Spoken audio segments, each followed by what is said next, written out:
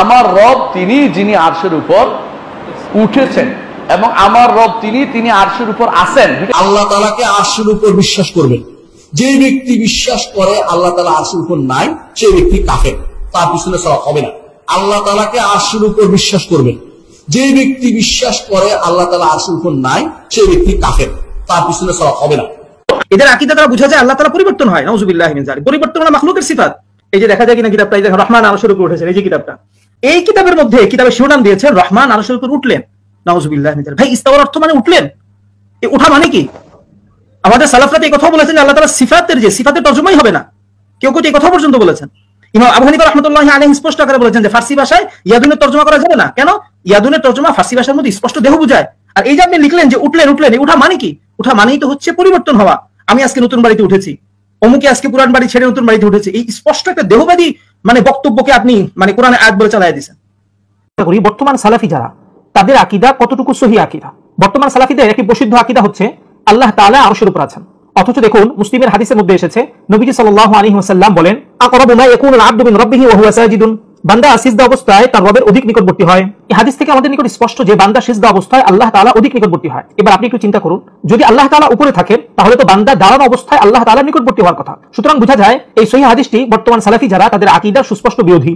এরপর দেখুন বুখারীর একটি হাদিসে এসেছে নবীজি সাল্লাল্লাহু আলাইহি ওয়াসাল্লাম বলেন, ইন্না আহাদাকুম ইযা কামা ফি সালাতিহি ফাইন্নাহু ইউনাজি রাব্বাহু আও ইন্না রাব্বাহু বাইনাহু ওয়া বাইনাল কিবলা, যখন তোমাদের কেউ সালাতে দাঁড়ায় তখন সে তার রবের সাথে একান্তে কথা বলে, অথবা তিনি বলেছেন নিশ্চয়ই তার ও কিবলার মাঝে তার প্রতিপালক রয়েছেন। আমি আমার সালাফি ভাইদের জিজ্ঞাসা করতে চাই, 24 ঘন্টার মধ্যে এমন কোন সময়টি আছে যে সময়ের মধ্যে সারা বিশ্বের মধ্যে কেউ আল্লাহ তাআলার সালাত আদায় করে না? আমার তো মনে হয় 24টি ঘন্টার প্রতিটি সেকেন্ডে সারা বিশ্বের মধ্যে কেউ না কেউ আল্লাহ তাআলার সালাত আদায় করছে। এখন হাদিস বলছে যখন বান্দা সালাত আদায় করে তখন আল্লাহ তাআলা বান্দার ও কিবলার মাঝে থাকেন। সুতরাং আল্লাহ তাআলা যদি বান্দা ও কিবলার মাঝে থাকেন তাহলে আল্লাহ তাআলা আরশে থাকেন কিভাবে? সুতরাং বোঝা গেল আরশে থাকার যে আকীদা, এটা হলো সুস্পষ্ট এই হাদিস বিরোধী একটি আকীদা। এবার আপনাদের মজার একটি জিনিস দেখাই, বর্তমান সালাফি যারা, এরাও কিন্তু আহলুল হাদিস, এবং হাফিজ ইবনে হাজার রাহমাতুল্লাহি আলাইহি তিনি কিন্তু ইসলামের স্বীকৃত একজন আহলুল হাদিস। এমনকি আমার সালাফি ভাইরা হাফিজ ইবনে হাজার রাহমাতুল্লাহি আলাইহির অনেক কিতাব তারা বাংলাতে তরজমাও করেছেন এবং তারা বলতে চাচ্ছেন যে তিনি তাদের মতো আহলুল হাদিস ছিলেন। অথচ দেখুন হাফিজ ইবনে হাজার রাহমাতুল্লাহি আলাইহি ফাথুল বারির মাঝে এই হাদিসের ব্যাখ্যায় লিখেন, ওয়া ফীহি রাদ্দু আলা মান জাআমা আন্নাহু আলাল আরশি বিযাতিহি, যারা বিশ্বাস করে আল্লাহ তাআলা আরশের উপর আছেন, এই হাদিস তাদের বিরুদ্ধে দলিল। আশা করছি আপনাদের সকলের মনে এই প্রশ্ন জাগ্রত হয়েছে। মুজাফফর বিন মুহসিন সাহেব একজন আহলুল হাদিস এবং তিনি তার কিতাবের মধ্যে হাফিজ ইবনে হাজারের বক্তব্য নকল করে অনেক জায়গার মধ্যে তিনি বিভিন্ন হাদিসকে সহিহ করেছেন এবং যায়িফ করেছেন। অথচ মুজাফফর বিন মুহসিনের আকীদা হলো আল্লাহ তাআলা আরশে আছেন। অথচ ইবনে হাজার রাহমাতুল্লাহি আলাইহি ফাথুল বারির মাঝে হাদিসের ব্যাখ্যায় লিখেছেন যে এই হাদিস সুস্পষ্ট এই আকীদার বিরোধী, যারা এই আকীদা লালন করে যে আল্লাহ তাআলা আরশের উপর আছেন। এখন প্রশ্ন জাগে, কে প্রকৃত আহলুল হাদিস আর কে ভেজাল আহলে হাদিস? এবার আসুন আমরা আপনাদেরকে সালাফদের কিতাব থেকে একটু দেখানোর চেষ্টা করি বর্তমানে আমরা আহলুল হাদিস বা সালাফি নামে যাদেরকে চিনছি, আমাদের সালাফরা এদেরকে কি নামে চিনতো। যেমন দেখুন ইমাম লামিশি রাহমাতুল্লাহি আলাইহি আত-তামহিদ কিতাবের মাঝে লিখেন, ওয়াকালা কাসীরুম মিনান নাস কাল ইয়াহুদি ওয়াল মুজাসসিমাতি ওয়াল কাররামিyyati ওয়া গুলাতি রাওয়াফিদ ইন্নাল্লাহা তাআলা মুতামাক্কিনুন ফিল আরশি। অধিকাংশ ইহুদি, দেহবাদী, কাররামিয়া ও কট্টর শিয়াদের আকীদা হচ্ছে নিশ্চয়ই আল্লাহ তাআলা আরশে আছেন। ইমাম কামালউদ্দিন মাকদিসি রাহমাতুল্লাহি আলাইহি আল মুসামারা কিতাবে লিখেন, ওয়াল হাশাবিyyatu ওয়া হুমুল মুজাসসিমা ইউসাররিহুনা বিল ইস্তিকরারি আলাল আরশি। হাশাবি আর মূলত এরাই হচ্ছে দেহবাদী, তারা স্পষ্ট বলে আল্লাহ তাআলা আরশের উপর উঠেছেন। ইমাম ইবনে আসাকির রাহমাতুল্লাহি আলাইহি তাবয়ীন কাদিমিল মুফতারি কিতাবে লিখেন, ওয়াকালাতিল হাশাবিyyatu ওয়াল মুজাসসিমাতু ইন্নাহু সুবহানাহু হালুন ফিল আরশি। হাশাবি ও দেহবাদীরা বলে আল্লাহ তাআলা আরশের মধ্যে আছেন। ইমাম আবুল বারাকাত আন-নাসাবী রাহমাতুল্লাহি আলাইহি আল-ই'তিমাদ কিতাবে লিখেন, সানিউল আলামি লাইসা বিমুতামাক্কিনিন ফি মাকানিন ওয়া ইনদাল মুশাব্বিহা ওয়াল মুজাসসিমা ওয়াল কাররামিyyati মুতামাক্কিনুন আলাল আরশি। বিশ্বজগতের স্রষ্টা কোনো স্থানে নেই, কিন্তু সাদৃশ্যবাদী, দেহবাদী ও কাররামিয়াদের নিকট আল্লাহ তাআলা আরশের উপর আছেন। ইমাম বাবারতি রাহমাতুল্লাহি আলাইহি শারহুল ওয়াসিয়া কিতাবে লিখেন, ওয়া যাহাবাতিল মুশাব্বিহাতু ওয়াল মুজাসসিমাতু ওয়াল কাররামিyyatu ইলা আন্নাহু তাআলা মুতামাক্কিনুন ফিল আরশি। সাদৃশ্যবাদী, দেহবাদী ও কাররামিয়াদের মত বা তাদের আকীদা হচ্ছে আল্লাহ তাআলা আরশের মধ্যে আছেন। আশা করি আপনাদের নিকট স্পষ্ট যে বর্তমান আহলে হাদিস যারা, তারা যে আকীদা লালন করে এই আকীদা মোটেও আহলুল হাদিসদের আকীদা না, বরং এটা ছিল সুস্পষ্ট দেহবাদী এবং ইহুদিদের আকীদা। এজন্যই বর্তমান আহলে হাদিস যারা, এরাও নিজেদের আহলে হাদিস বলে। হাফিজ ইবনে হাজার একজন স্বীকৃত আহলুল হাদিস, অথচ হাফিজ ইবনে হাজারের আকীদা আর বর্তমান আহলুল হাদিসদের আকীদা এক নয়, বরং সুস্পষ্ট ভিন্ন। বর্তমান সালাফিদের আকীদা কতটুকু জঘন্য এর আরেকটি উদাহরণ আপনাদেরকে দেখাই। বর্তমান সালাফিদের শীর্ষ পর্যায়ের একজন ব্যক্তি হলেন শেখ আব্দুর রাজ্জাক বিন ইউসুফ সাহেব। তিনি একটি কিতাব লিখেছেন আকীদার কে বড় লাভবান। এই কিতাবের মধ্যে শাইখ লিখছেন, অত্র হাদিস দ্বারা প্রমাণিত হয় যে আল্লাহ তাআলা হাসেন, হাসার মতো অঙ্গ প্রত্যঙ্গ তার রয়েছে যা হাসার উপযোগী। শাইখের বক্তব্য থেকে স্পষ্ট বোঝা যায় বর্তমান সালাফিদের আকীদা হচ্ছে আল্লাহ তাআলা এমন এক সত্তা যিনি বিভিন্ন অঙ্গ প্রত্যঙ্গ দ্বারা গঠিত, নাউযুবিল্লাহি মিন যালিক। অথচ দেখুন ইসলামের আরেকজন স্বীকৃত আহলুল হাদিস ইমাম কুরতুবী রাহমাতুল্লাহি আলাইহি মুসলিম শরীফের প্রসিদ্ধ ব্যাখ্যা গ্রন্থ আল মুফহিমের মাঝে লিখেন, ওয়াল গালিবু আলাল ইয়াহুদি আন্নাহুম ইয়াতাকিদুনা আল জিসমিয়াতা ওয়া আন্না আল্লাহ তাআলা শাখসুন যু জাওয়ারিহা। দেহবাদী বিশ্বাস ইহুদিদের উপর প্রবল এবং ইহুদিরা বিশ্বাস করে আল্লাহ তাআলা এমন এক সত্তা যার বিভিন্ন অঙ্গ প্রত্যঙ্গ রয়েছে। অর্থাৎ আমরা বুঝতে পারলাম আল্লাহ তাআলা বিভিন্ন অঙ্গ প্রত্যঙ্গ দ্বারা গঠিত সত্তা, এটা হলো সুস্পষ্ট ইহুদিদের আকীদা। দুঃখজনক বিষয় হলো ওই আকীদাটাকেই বর্তমানে সহিহ আকীদা এবং সালাফদের আকীদা নামে প্রচার করা হচ্ছে, নাউযুবিল্লাহি মিন যালিক। এবং বলা হচ্ছে এটা হলো আহলুল হাদিসদের আকীদা, হাসরের দিন যাদের ইমাম হবেন নবীজি সাল্লাল্লাহু আলাইহি ওয়াসাল্লাম। এখন আমি আমার আহলে হাদিস ভাইদের প্রশ্ন করতে চাই, আপনাদের আকীদা হাফিজ ইবনে হাজার ইমাম কুরতুবীর আকীদা এক নয়, সুতরাং নবীজি সাল্লাল্লাহু আলাইহি ওয়াসাল্লাম কার ইমাম হবেন, আপনাদের না হাফিজ ইবনে হাজার এবং ইমাম কুরতুবীর ইমাম হবেন? আল্লাহ তাআলা আমাদেরকে সহিহটা বুঝার তৌফিক দান করুক, আমিন। আকীদার গুরু শেখ আবু বকর জাকারিয়া সাহেব আকীদা নিয়ে গবেষণা করতে করতে দাড়ি পেকে গিয়েছেন। দাড়ি পাকার পর যখন তিনি আকীদা নিয়ে কিতাব লেখা শুরু করেছেন, তখন বেচারা শাইখে কিতাবটি শুরু করেছেন, অর্থাৎ রহমান আরশের উপর উঠেছেন, এই কিতাবটি শুরু করেছেন জয়ীফ হাদিস দিয়ে। এবার আপনারা একটু বুঝার চেষ্টা করুন, দলিলে আপনারা কতটুকু মিসকিন। আপনাদের যদি কোনো সহিহ দলিল থাকতো অবশ্যই আবু বকর জাকারিয়া সাহেব সেই দলিল দিয়ে কিতাব শুরু করতেন। আপনাদের তো কোনো দলিল নেই, শুধু চাপার জোর আছে, শুধু লাল সাদা ঘোমটা আছে। এই লাল সাদা ঘোমটা চাপার জোরে আপনারা বলছেন আপনাদের আকীদা হচ্ছে সহিহ আকীদা, আপনাদের আকীদা হচ্ছে সালাফদের আকীদা। অথচ যখন কিতাব শুরু করেন বা কিতাব লেখা শুরু করেন, তখন কিতাব শুরু করেন জয়ীফ হাদিস দিয়ে। এজন্য তরুণ সালাফি ভাইদের বলবো, আবু বকর জাকারিয়া সাহেবের দীর্ঘ গবেষণা থেকে আপনারা শিক্ষা অর্জন করুন।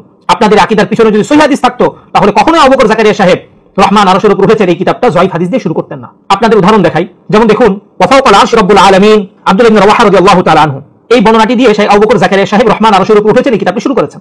আমরা দেখিয়েছি এই বর্ণনাটি হলো সুস্পষ্ট জয়ীফ একটি বর্ণনা। কিতাব রহমান আরশের উপর উঠেছেন এই কিতাবের আরেকটি বর্ণনা নিয়ে আলোচনা করব ইনশাআল্লাহ। আসুন আমরা শুরুতে শাইখের কিতাব থেকে বর্ণনাটি দেখে আসি। হযরত আব্দুল্লাহ ইবনে রাওয়াহা রাদিয়াল্লাহু তাআলা আনহু, এখানে দেখুন লেখা আছে ওয়াফাওকাল আরশ রাব্বুল আলামিন, অর্থাৎ আরশের উপর রয়েছেন বিশ্বজগতের প্রতিপালক। এই বর্ণনা দ্বারা শাইখ বুঝাতে চাচ্ছেন যে আব্দুল্লাহ ইবনে রাওয়াহা রাদিয়াল্লাহু তাআলা আনহুর আকীদা ছিল আল্লাহ তাআলা আরশের উপর আছেন। এই বর্ণনাটি বোঝার জন্য আমরা যদি শুরুতে ছোট্ট একটি মিসাল বুঝি, যেমন ধরুন আমি আশরাফ আলী থানভী রাহমাতুল্লাহি আলাইহির নিসবতে একটি কথা বললাম, অথচ হযরতের মৃত্যু আমার জন্মের বহু আগে, হযরতের সাথে আমার সাক্ষাৎ হওয়ার কোনো সম্ভাবনা নেই। তো এখানে দুটো সূরত হতে পারে, এক, হযরতের নামে মিথ্যা কথা বলা হয়েছে, দুই, মাঝখানে একজন ব্যক্তি আছেন যাকে আমি না বলে সরাসরি হযরতের দিকে নিসবত করে কথাটি বলেছি। তো এই যে বর্ণনাটি, এই বর্ণনাটি দুটি সনদে পাওয়া যায়। এক সনদের মধ্যে আছেন আব্দুল আজিজ মাদিশুন, আরেকজন হচ্ছেন কুদামা বিন ইব্রাহিম। আসুন আমরা প্রথমে মাদিশুনের সনদটি তারিখ ইবনে আসাকির থেকে দেখে আসি। আখবরনা আব্দুল আজিজ ইবনে আখি মাদিশুন ক্বালা বালাগানা আন্নাহু কানাত লিআব্দুল্লাহ ইবনে রাওয়াহা আল আনসারী। এরপর দেখুন নিচে আছে ওয়াফাওকাল আরশ রাব্বুল আলামিন। এখানে আমরা মাদিশুনের সনদে বর্ণনাটি পেলাম। এবার আসুন আমরা দেখি উভয়ের ইন্তেকাল কবে হয়েছে। হযরত আব্দুল্লাহ ইবনে রাওয়াহা রাদিয়াল্লাহু তাআলা আনহু ইন্তেকালের বিষয়ে হাফিজ ইবনে হাজার রাহমাতুল্লাহি আলাইহি তাকরিবুত তাহযীবে লিখেন, আব্দুল্লাহ ইবনে রাওয়াহা সানাতা সামারিন, অর্থাৎ তিনি 8ম হিজরিতে ইন্তেকাল করেন। আব্দুল আজিজ মাদিশুনের ইন্তেকালের বিষয়ে ইমাম যাহাবী রাহমাতুল্লাহি আলাইহি আল কাশিফের মাঝে লিখেন তুফিয়া 64 ওয়া 100, অর্থাৎ তিনি 164 হিজরিতে ইন্তেকাল করেন। তো আমরা বুঝতে পারলাম আব্দুল আজিজ মাদিশুন এবং আব্দুল্লাহ ইবনে রাওয়াহা রাদিয়াল্লাহু তাআলা আনহু এই দুইজনের ইন্তেকালের মাঝে প্রায় 150 বছরের বেশি ব্যবধান রয়েছে। সুতরাং এখানে মাদিশুন সরাসরি আব্দুল্লাহ ইবনে রাওয়াহা রাদিয়াল্লাহু তাআলা আনহু থেকে শোনার কোনো সম্ভাবনা নেই। এজন্য দেখুন বর্ণনাটির বিষয়ে কিতাবুল আরশের টিকার মধ্যে লেখা আছে, আন আব্দুল আজিজ ইবনে আবি সালামা আল মাদিশুন আম্মান হাদাসাহু আন আব্দুল্লাহ ইবনে রাওয়াহা ওয়া ইসনাদুহু দাঈফুন লিজাহালাতি মান হাদাসাহু। আব্দুল আজিজ মাদিশুন একজন থেকে বর্ণনা করেন এবং সে আব্দুল্লাহ ইবনে রাওয়াহা থেকে বর্ণনা করেন। এই বর্ণনা সনদ দুর্বল, কেননা মাদিশুন কার থেকে বর্ণনা করেছে এটা জানা যায় না। সুতরাং আমরা বুঝতে পারলাম মাদিশুনের যে সনদ, এই সনদটি দুর্বল, কেননা মাদিশুন এবং আব্দুল্লাহ ইবনে রাওয়াহা রাদিয়াল্লাহু তাআলা আনহুর মাঝে একজন ব্যক্তি আছেন, তিনি কে সেটা জানা যাচ্ছে না। এই বর্ণনার আরেকটি সনদ হলো কুদামা বিন ইব্রাহিম বর্ণনা করেন আব্দুল্লাহ ইবনে রাওয়াহা রাদিয়াল্লাহু তাআলা আনহু থেকে। তো কুদামা বিন ইব্রাহিমের মৃত্যু সন সম্পর্কে জানা না গেলেও তার সাথে যে আব্দুল্লাহ ইবনে রাওয়াহা রাদিয়াল্লাহু তাআলা আনহু সাক্ষাৎ হয়নি এটা নিশ্চিত। যেমন আর-রাদ্দু আলাল জাহমিয়া কিতাবের মধ্যে টিকাতে উল্লেখ আছে ওয়াফাওকাল আরশ রাব্বুল আলামিন যায়ীফুন কুদামা বিন ইব্রাহিম লাম ইউদরিক ইবনে রাওয়াহা। বর্ণনাটি যায়ীফ, কেননা কুদামা বিন ইব্রাহিম ইবনে রাওয়াহাকে পায়নি। আমরা আপনাদের নিকট এই বর্ণনার দুটি সনদ উল্লেখ করলাম এবং দুটি সনদের সমস্যা উল্লেখ করলাম। এবার আসুন আমরা আরো কিছু কিতাবের মধ্যে বর্ণনাটির হুকুম সম্পর্কে দেখি। যেমন ইমাম নববী রাহমাতুল্লাহি আলাইহি আল মাজমু কিতাবের মধ্যে লিখেন ওয়াহতাজ্জা আসহাবুনা আইদান বিকিসসাতি আব্দুল্লাহ ইবনে রাওয়াহা ওয়ালাকিন্না ইসনাদ হাযিহি আল-কিসসাতি দাঈফুন ওয়া মুনকাতিউন। আমাদের কেউ কেউ আব্দুল্লাহ ইবনে রাওয়াহার ঘটনাটি দিয়ে দলিল দিয়ে থাকে, কিন্তু এই ঘটনার সনদ দুর্বল ও বিচ্ছিন্ন। আল উলুর মাঝে এসেছে ওয়াফাওকাল আরশ রাব্বুল আলামিন ফাহুয়া মুনকাতিউন। ইমাম যাহাবী বলছেন এই বর্ণনার সনদ বিচ্ছিন্ন। এমনকি দেখুন শেখ আবু বকর জাকারিয়া হাফিজাহুল্লাহ তাহকিকিত কিতাবুল আরশের 155 নম্বর টিকাতে আছে এই ঘটনার সনদ দুর্বল ও বিচ্ছিন্ন। আমরা বুঝতে পারলাম বিভিন্ন ইমামরা এই ঘটনাটিকে দুর্বল বলেছেন। এমনকি আমাদের শেখ আবু বকর জাকারিয়া হাফিজাহুল্লাহ তাহকিকে যে কিতাবুল আরশ বের হয়েছে সেখানের মধ্যে পর্যন্ত লেখা আছে যে এই ঘটনার সনদ দুর্বল ও বিচ্ছিন্ন। এবার আসুন আপনাদেরকে দুটি মজার জিনিস দেখাই। এক, এই ঘটনাটির সনদের বিষয়ে যেন কেউ সন্দেহ না করে, এজন্য শেখ আবু বকর জাকারিয়া হাফিজাহুল্লাহ রহমান আরশের উপর উঠেছেন এই কিতাবের মধ্যে দেখেন লিখেছেন আমাদের কাছে সহিহ সনদে এসেছে যে, অর্থাৎ এই বর্ণনাটির সনদ সহিহ। দ্বিতীয় বিষয়টি আরো চমৎকার। দ্বিতীয় বিষয়টি হচ্ছে বিভিন্ন লেখক দেখা যায় কিতাবের ভূমিকায় বা কিতাব সূচনা করে একটা বাণী দিয়ে, যে বাণীটা আসলে মূলত তার কিতাবের খোলাসা থাকে। এবং শেখ আবু বকর জাকারিয়া হাফিজাহুল্লাহ রহমান আরশের উপর উঠেছেন এই কিতাবের শুরুতে পুরো 1 পৃষ্ঠা বরাদ্দ রেখেছেন শুধু এই বর্ণনাটির জন্য। যেমন দেখুন, ওয়াফাওকাল আরশি রাব্বুল আলামিন আব্দুল্লাহ ইবনে রাওয়াহা রাদিয়াল্লাহু তাআলা আনহু, অর্থাৎ তিনি এই বর্ণনাটি দিয়ে কিতাবটি শুরু করছেন। অথচ দেখুন এই বর্ণনাটি সুস্পষ্ট যায়িফ এবং সনদের মাঝে ইনকিতা রয়েছে। আমি শেখ আবু বকর জাকারিয়া হাফিজাহুল্লাহকে অনুরোধ করব যে শেখ, আপনি কি মৃত্যুকে ভয় করেন? আপনি কি বিশ্বাস করেন যে আপনি একদিন মারা যাবেন? আপনি কি বিশ্বাস করেন যে আপনাকে একদিন আল্লাহ তাআলার সামনে দাঁড়াতে হবে? আপনি কি বিশ্বাস করেন যে আপনার প্রতিটি কথা, প্রতিটি কর্মের জবাব আল্লাহ তাআলার কাছে দিতে হবে? যদি আপনি বিশ্বাস করেন, তাহলে আপনি কিভাবে এই খেয়ানতটি করলেন? কিভাবে আপনি জালিয়াতিটি করলেন? আমার দেশের বহু সাধারণ মুসলিম ভাই আপনার প্রতি আস্থা রেখে আপনার কিতাব পড়ে, আপনার আলোচনা শুনে, অথচ আপনি যায়িফ হাদিস দিয়ে কিতাব শুরু করছেন। আপনি যায়িফ হাদিস দিয়ে আকীদার কিতাব লিখছেন। আপনি যায়িফ হাদিস দিয়ে আল্লাহ তাআলা উপরে আছেন এটা প্রমাণ করছেন। যদি আল্লাহ তাআলা আপনাকে জিজ্ঞাসা করেন যে হে আবু বকর জাকারিয়া, তুমি তো জানতে যে আকীদাতে যায়িফ হাদিস চলে না, তুমি কেন যায়িফ হাদিস দিয়ে কিতাব শুরু করলে? তুমি কেন একটা সালাফ বিরোধী আকীদাকে, একটা জাল যায়িফের আকীদাকে তুমি সহিহ আকীদা নামে চালিয়ে দিলে? আপনি কি জবাব দিবেন শেখ সেদিন আল্লাহ তাআলার সামনে? শেখ, আল্লাহকে ভয় করো, আল্লাহর সামনে একদিন দাঁড়াতে হবে, এই ভয় করো। আল্লাহ তাআলা আপনাকে বোঝার তৌফিক দান করুক, আমিন। আমার সম্মানিত ভাইদেরকে বলবো যে ভাই, বর্তমান সালাফি যারা, এরা নিজেদের নাম রেখেছে সালাফি এবং এরা প্রচার করে, এরা সহিদা প্রচার করে, কিন্তু ভাই বিশ্বাস করুন, বাস্তবতা হচ্ছে এরা নিজেদের প্রবৃত্তি এবং নিজেদের অন্ধ গবেষণাকে অনুসরণ করে।